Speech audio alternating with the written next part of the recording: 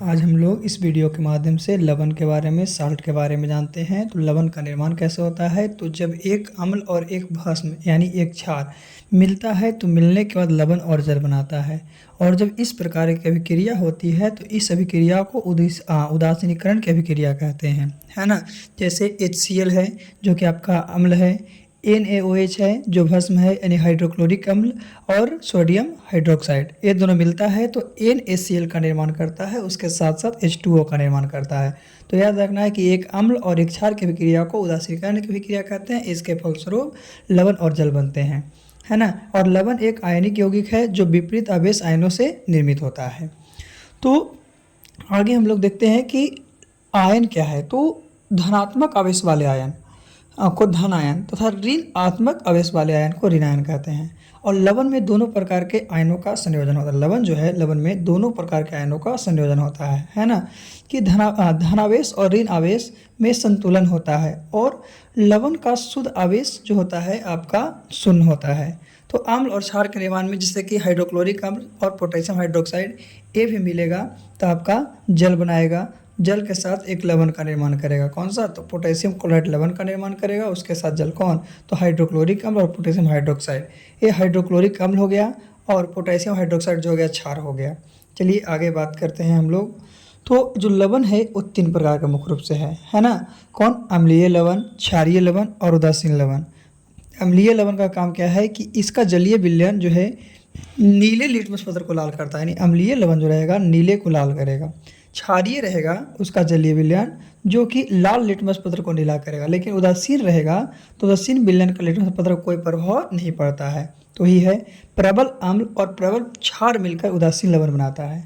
फिर प्रबल अम्ल और दुर्बल क्षार मिलकर अम्लीय लवण का निर्माण करता है। और दुर्बल अम्ल और प्रबल क्षार मिलकर क्षारीय लवण का निर्माण करता है।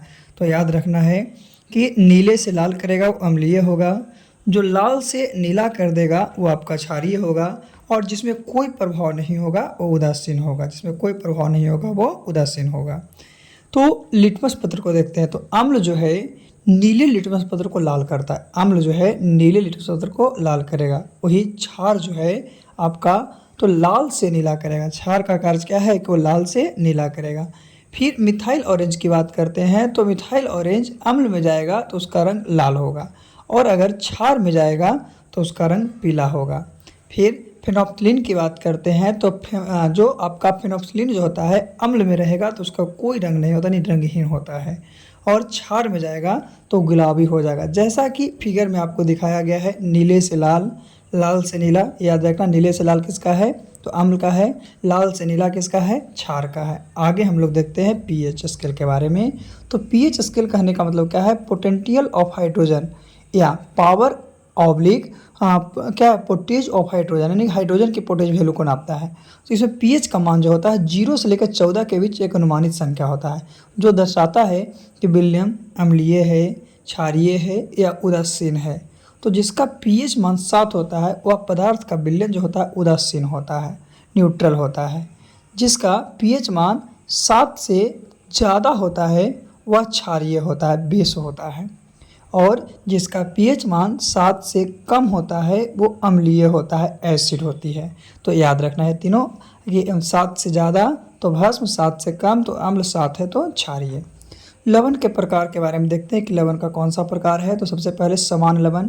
तो समान लवण वैसे लवण को कहेंगे जिसमें ना ही हाइड्रोजन का समूह रहेगा ना ही हाइड्रोक्साइड का समूह रहेगा, उसी को समान लवण। जैसे NaCl, Na2SO4, CaSO4, Al2SO4 के होल 2, ये सब हो गया। फिर अम्लीय लवण की बात करते हैं।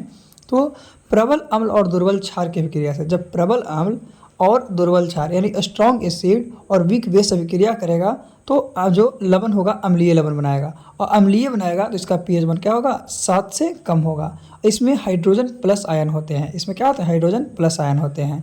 जैसे सोडियम बाइकार्बोनेट जो है आपका अम्लीय लवण हो गया।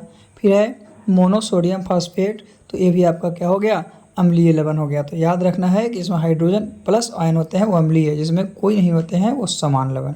फिर है क्षारीय लवण की बात करते हैं, बेसिक साल्ट की। तो दुर्बल अम्ल तथा प्रबल क्षार यानी कि वीक एसिड और स्ट्रॉन्ग बेस अभिक्रिया करता है, रिएक्ट करता है, तो इससे जो उत्पन्न लवण है उसी को हम लोग क्षारीय लवण कहते हैं। और जब क्षारीय है तो इसका पीएच मान 7 से अधिक होगा। और इसमें कौन, तो हाइड्रोक्साइड आयन होंगे। कौन सा हाइड्रोक्साइड आयन, OH माइनस में होंगे, जैसे magnesium chloride hydroxide, zinc chloride hydroxide, calcium hydroxy chloride. तो ये सब जो है क्षारीय लवण है, और क्षारीय लवण का pH मान कितना होता है, 7 से अधिक होता है। इसमें कौन सा आयन होते हैं, तो क्षारीय है उसमें आपका हाइड्रोक्साइड आयन होते हैं और OH होते हैं जो कि माइनस में होता है। चलिए हम लोग क्षारीय लवण के बाद आगे बात करते हैं अम्लीय लवण की, उदासीन लवण की। तो उदासीन लवण क्या है, तो प्रबल अम्ल और प्रबल क्षार, यानी कि स्ट्रॉन्ग एसिड भी रहेगा और स्ट्रॉन्ग बेस भी रहेगा, दोनों मिलेगा तो क्या करेगा कि वो लवण जो है उदासीन लवण बना लेगा। यानी कि स्ट्रॉन्ग एसिड और स्ट्रॉन्ग बेस जब मिलेगा तो आपका जो लवण बनेगा वो उदासीन हो जाएगा, न्यूट्रल साल्ट हो जाएगा, जैसे सोडियम क्लोराइड NaCl। और जो उदासीन लवण होता है उसका pH मान 7 के बराबर होता है। फिर है पोटेशियम नाइट्रेट KNO2, फिर है सोडियम सल्फेट Na2SO4, फिर है पोटेशियम सल्फेट K2SO4। तो ये सब जो है उदासीन लवण है। उदासीन लवण जो है आपका कहने का मतलब है कि ये इसका pH मान 7 होता है ना। आगे हम लोग जानते हैं लवण के प्रकार में द्विक लवण। द्विक लवण क्या है कि जब दो साधारण लवण है, नॉर्मल लवण है, और उसको मिला दिए तो उसी को द्विक लवण कहेंगे, जैसे K2SO4 into Al2SO4 into 24H2O। तो K2SO4 जो था ये भी आपका साधारण लवण था, फिर Al2SO4 ये भी साधारण था, तो 24H2O बन गया। फिर है जटिल लवण यानी कॉम्प्लेक्स साल्ट। तो ये लवण जल में बहुत ही कम घुलनशील होता है। जो जटिल लवण है वो जल में बहुत कम घुलता है और इसकी संरचना बहुत ही जटिल होती है। इसकी संरचना जो स्ट्रक्चर होती है बहुत ही आपका जटिल होता है। इसमें बड़े ब्रैकेट का प्रयोग किया जाता है, और ये जो लवण है इसमें बड़े ब्रैकेट का इस्तेमाल किया, जैसे कि AgNaCN के होल टू बड़ा ब्रैकेट है, K3FeCN3। तो ये था आज का टॉपिक।